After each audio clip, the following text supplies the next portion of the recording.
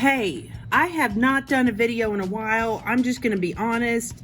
I've been working, I've been on holiday, and I have been down another like obsession hole of things. But we are back in business. I have a very interesting and exciting one to do with you guys today. So first I'm going to talk a little bit. I've done a few of these and what has worked for me in the past with this. And then I'm going to show you what I do now. So this is our goal, basically, is making this crystalled, sparkly topper. And this is my most recent one that I've made.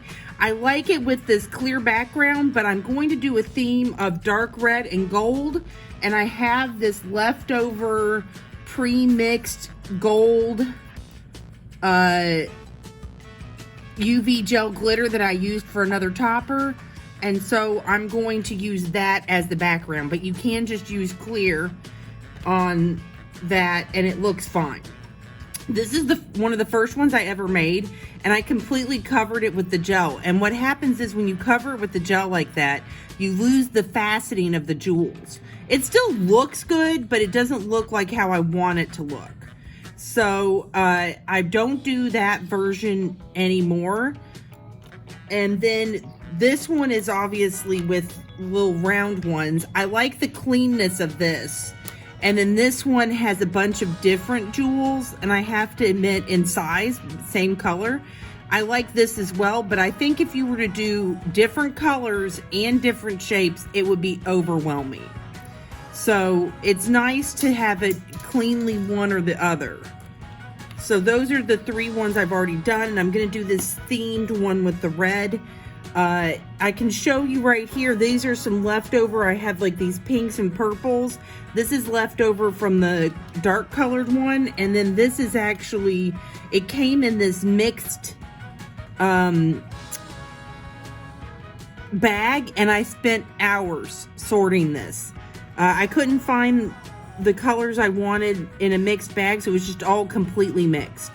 Or just individual colors, like just give me the one turquoise, one red, you know, like this. I couldn't find that.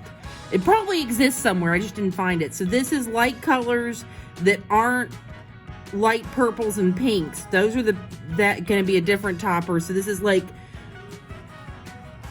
parrot green, turquoise, like a light tan. So I think that'll also make a really good topper as well. And so I'm saving that off to the side for that. But that's going to be a different topper at some point. And then what we're going to do is just a mixture of the red and gold. And so,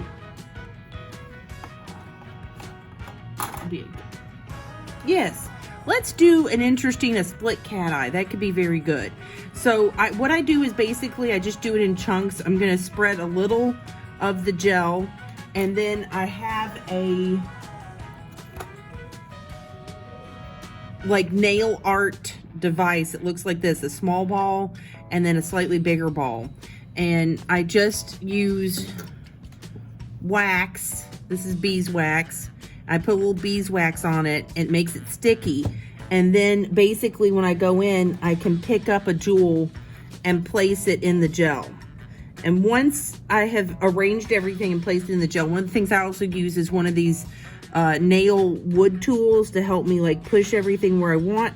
Once I've placed it where I want it in the gel that I've laid on there, I use a small hand UV light like this. So I use a small hand UV light and just kind of fix it in place. It's not very firm, but just a little bit, just enough that I get like a chunk at a time done.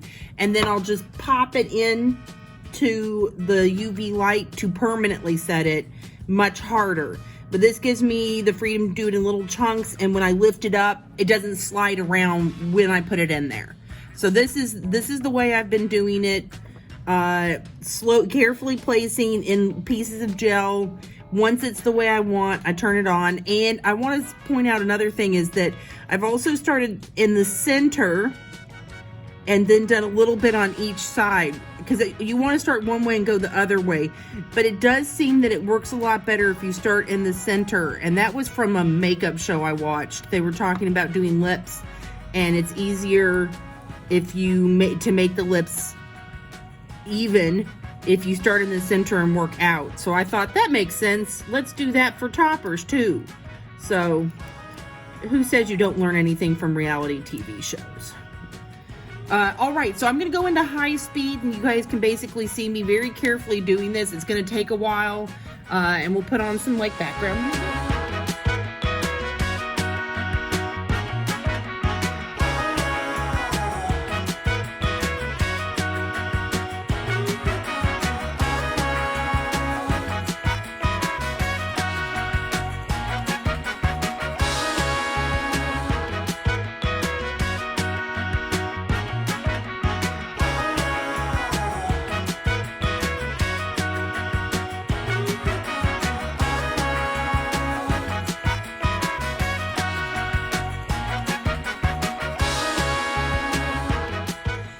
Okay, so I recorded a video a little while ago as I was planning to make these sparkly toppers.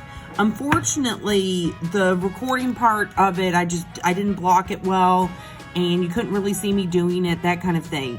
So I had set aside these other sparkly rhinestones that I was going to use to make some toppers.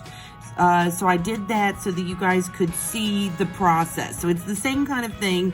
And when I start out, I kind of have like a color theme, but I don't always know. I've been liking the cutting it off, having a little bit of the black rim, or having just a little bit of the gold. It's almost like if it's completely covered, it's a little bit more ostentatious, and it already has this like unique wing on it. So I really like that. I obviously have plenty, so I can do another one that's another style. Similar with the red and gold one, I also think I'll do some kind of interesting theme with that will look different than this.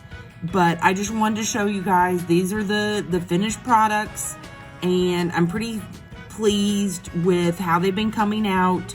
After I've done them and like this, I put it's already cured once. I put my little stick in it. You can use anything. I use a knitting needle, but you can use anything. And I cure it in the UV gel like 10 times. I find that really helps because there's a lot of gel on here with the rhinestones. It can be heavy, so I just go over and over and over again. Sometimes I even just leave it overnight or on the windowsill with the sunlight coming in, just to make sure it's really set. And that has also seemed to help. So there we go. I finally believe I have enough video to send off and actually publish this rhinestone one.